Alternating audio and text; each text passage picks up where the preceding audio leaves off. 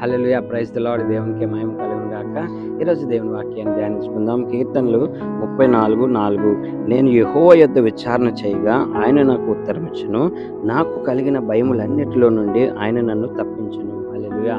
మరి దావీదు భక్తుడు ఇక్కడ రాస్తూ అంటున్నాడు, నేను యెహోవా యొద్ద విచారణ చేయగా అంటే దావీదు దేవుణ్ణి వెతికినప్పుడు, లేదంటే దేవునికి ప్రార్థన చేసినప్పుడంట దేవుడు తనకి ఉత్తరం ఇచ్చాడంటండి. మరి ఈరోజు నీవు కూడా దేవుని యొద్ద విచారణ చేస్తున్నావా? లేదంటే నీ యొక్క సమస్యను మనుషులకు చెప్తున్నావా?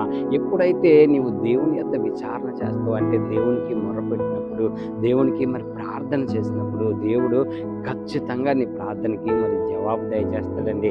అంతేకాకుండా కిందన నాకు కలిగిన భయములన్నిటిలో నుండి ఆయన తప్పించినని అంటే, నీకు ఎలాంటి భయమైనా నువ్వు మొట్టమొదటిగా దేవునికి మొరపెడితే ఆయన నీకు ఉత్తరం ఇచ్చి నీకున్న భయములన్నిటిలో నుంచి దేవుడు నిన్ను విడిపించడానికి సిద్ధంగా ఉన్నాడండి. కాబట్టి మొట్టమొదటిగా మనము దేవుని యొద్ద విచారణ చేద్దాము. అప్పుడు దేవుడు నీకు జవాబు దయచేసి నేను గొప్పగా దీవిస్తాడు. ఈ కొద్ది మాటలు దేవుడు దీవించును గాక. ఆమేన్.